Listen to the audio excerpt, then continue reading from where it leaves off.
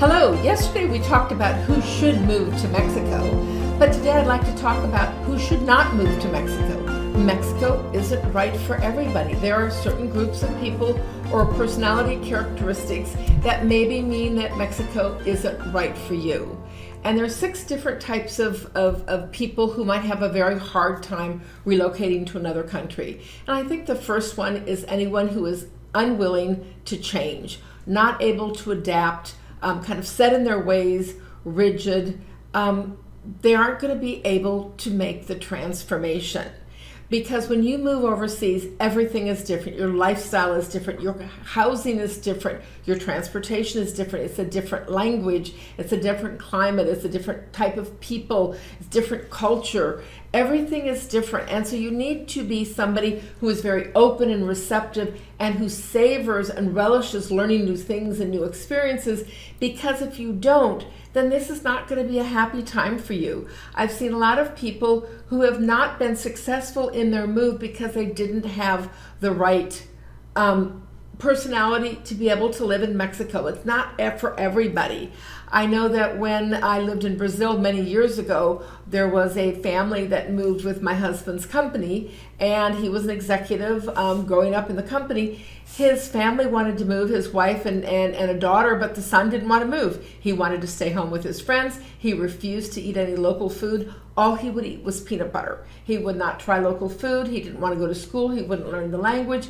He was constantly upset and complaining to the point where it really tore the family apart. The mom decided to go home back to the United States with him, left dad taking care of the teenage daughter. It didn't work out, and after less than a year, they gave up, and he resigned from the job. They had to move him back, cost the company a lot of money. It really put a lot of stress on the family, and it really hurt his career because one person in the family wasn't adaptive, didn't want to go. And so you can't force somebody who isn't willing to change. I talked with a gal just a couple days ago who moved with her 15-year-old daughter, and she didn't want to get out and meet other kids. She felt self-conscious speaking Spanish, and so after 3 months she decided to go home. Her mom stayed in Mexico, but she went back to live with her dad because she was not open and receptive to change. If you have somebody who says, well, back home we do it so and so, or back in Ohio we do it back in the United States, then they maybe shouldn't move overseas, because that attitude will come with them of thinking that everything in the United States is absolutely the most wonderful, the best, and not open to excellence and wonderful opportunities elsewhere. Maybe they should stay at home. The second type of a person is somebody who has compelling family ties that really prevent you from wholeheartedly being able to be away from your family and your relatives for a period of time. I know that I spent 10 years caring for my mom, who had dementia, until she finally was unable to be cared for at home and passed away. And that was when I was able to leave. I wasn't free to leave because of my sense of obligation. And so that wasn't right for me at that point. It might have been emotionally, but my family ties held me back. I know if you've got kids, a lot of times grandparents who have active roles in the grandparenting of their children, they pick the kids up from school 3 times, a week and take them to daycare or do whatever. They're instrumental in their children and their grandchildren's lives.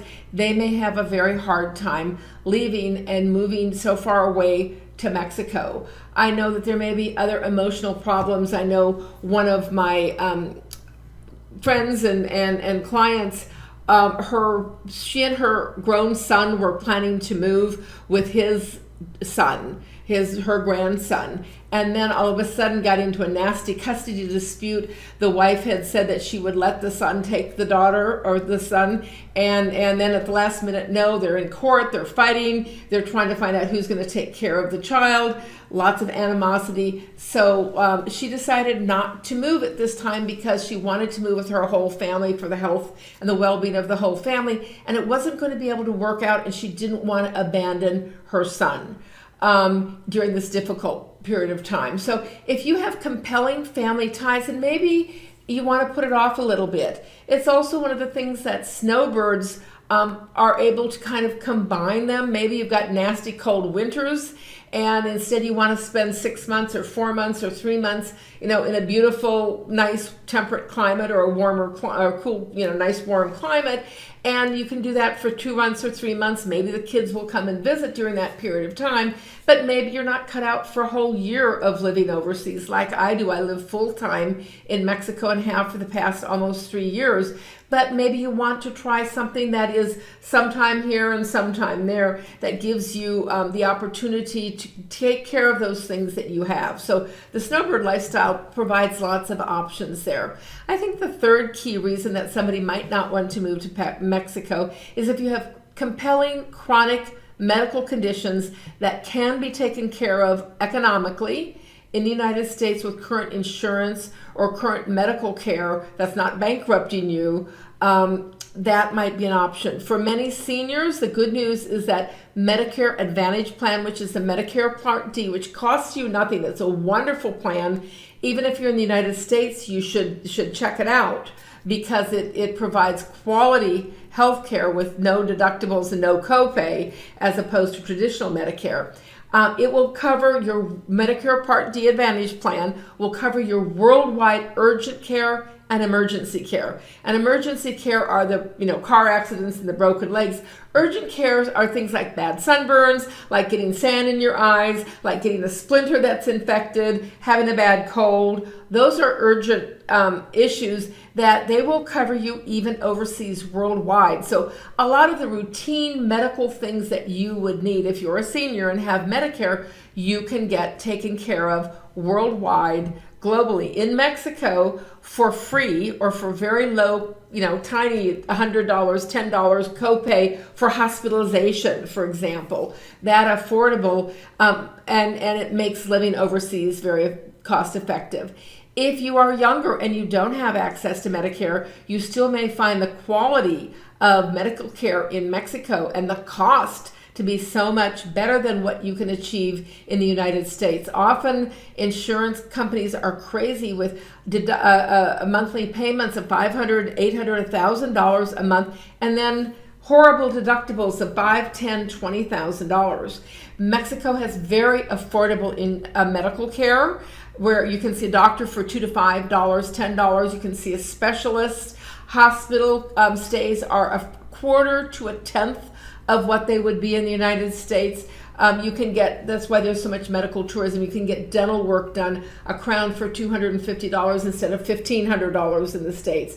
Optional surgeries can be done. There's people who've had major surgeries. Actually, there was a story in the New York Times or Forbes, I don't remember which, about a family from Michigan that they came, and the insurance company, there was a self-insured company, they actually paid for the doctor, the U.S. surgeon, to fly to a hospital in Mexico to have a knee replacement or a hip replacement, and gave them $5,000 because it was cheaper than having the surgery uninsured in the United States, because it was a company that's self-insured. So medical care can be an advantage in Mexico. It can also be a concern. You can get affordable Mexico only or international non-US medical insurance for $150 a month.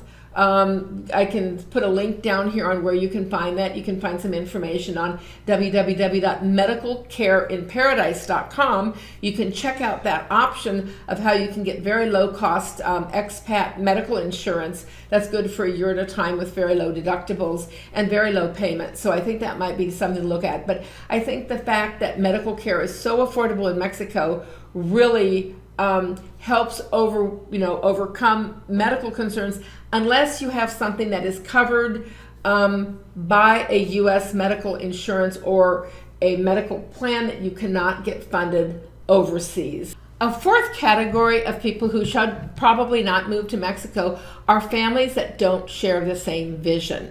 And often it could be teens, it could be a spouse who doesn't want to go, doesn't want to leave behind their sports team, or family and friends, or a job, whatever. So if the family is not in alignment and you're a family unit, you may have problems. I have a checklist for you. We'll talk about it tomorrow. And it's a checklist of the 12 key things that you need to figure out what you want your life to be when you live in paradise, when you move to Mexico. What are the things like climate and healthcare and geography and cost of living, those kind of things. So you can help figure out what it is that you want. But if everybody doesn't follow the same vision, if I want to be on a white sandy beach and my husband wants to snow ski all the time and he hates the heat, you're going to have a problem. So you need to make sure all your family members who are going to move are aligned. And if you aren't in alignment, it could be a major problem.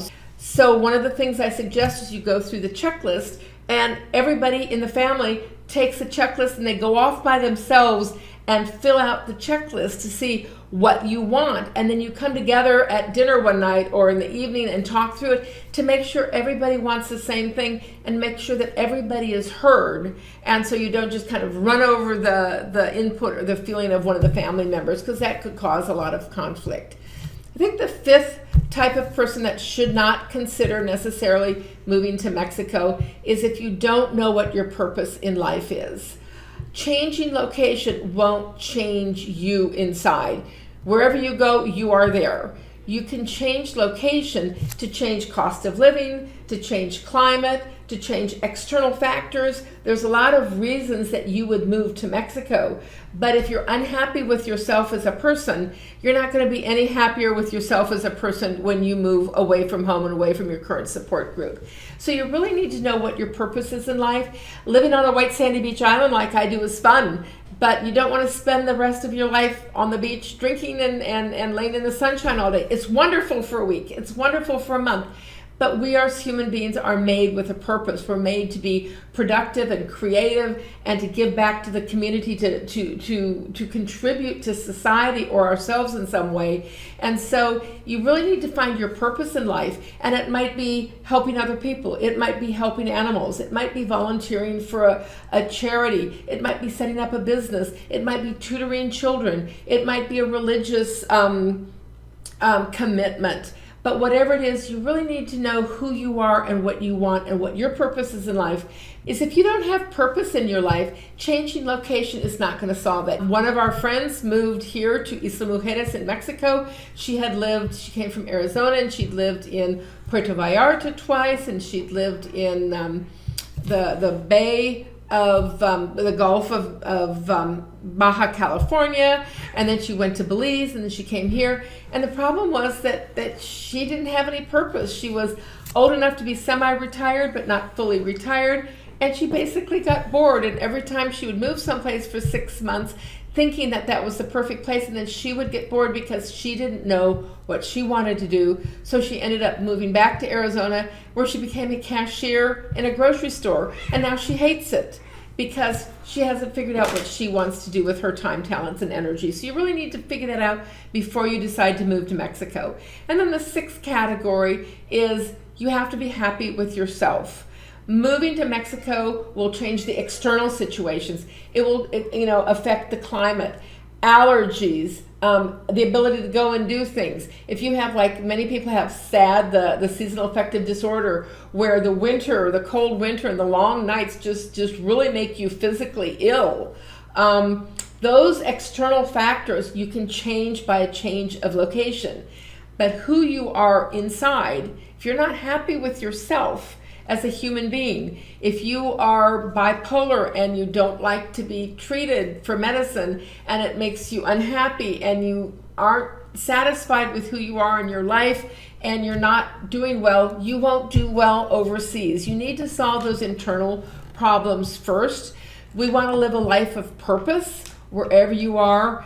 And so you're not running away from bad things, you're running towards good things. And you make sure that you're well and centered, because there's stress when you move overseas. If you have emotional problems, or if you're really stressed, or you're insecure, scared, you might be stressed out by moving to a foreign country. You need to solve those internal issues first before you can change all the external issues. So those are some thoughts on who shouldn't move to Mexico. For the rest of us, let's learn a little bit more. And tomorrow, we're going to discuss why we live where we do right now. We don't often think about it, but if you can choose to live anywhere in the world, Where do you want to live, and what are the characteristics of the place that you want? You get to make your dream checklist of what you want in life, and then you can go after it.